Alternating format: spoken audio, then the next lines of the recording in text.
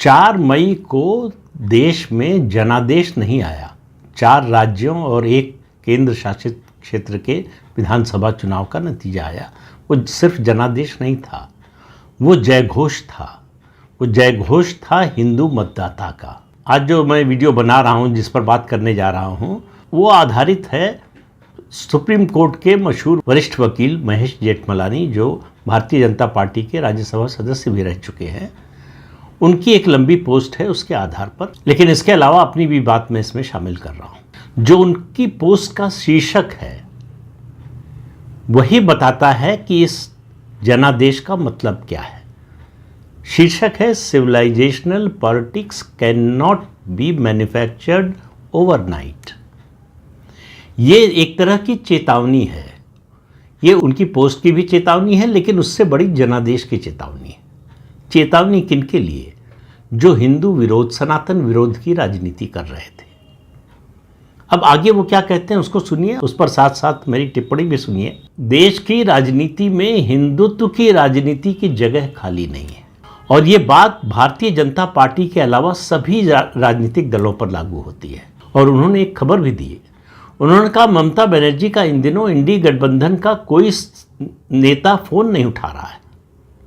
जिसको भी फ़ोन करती हैं वो फ़ोन का जवाब नहीं देता, फ़ोन नहीं उठाता है।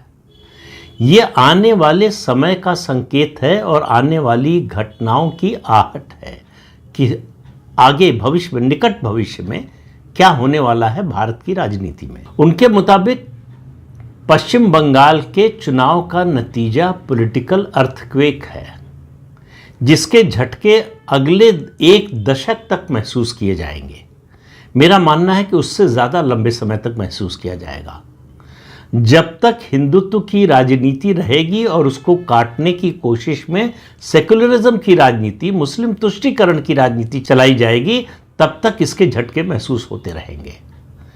पता नहीं इस जनादेश की बात लोगों को, खासतौर से जो सनातन विरोधी हैं, उनकी समझ में आया है कि नहीं। महेश जेठमलानी कहते हैं कि पश्चिम बंगाल का जनादेश हिंदू चेतना की मेन स्ट्रीमिंग है, वो मुख्य धारा में उसको ले आई है। इस जनादेश ने भारतीय राजनीति का मुख्य व्याकरण बना दिया है हिंदुत्व की राजनीति को। दशकों से भारत के लोगों को, खासतौर से सनातन धर्म के मानने वालों को, ये बताया जाता रहा कि सनातन धर्म का बढ़ना, हिंदुत्व का बढ़ना, हिंदू भाव का बढ़ना ये खतरनाक है देश के लिए। ये भी भाव भरा गया लोगों के मन में कि सनातन पर गर्व करना सांप्रदायिकता है।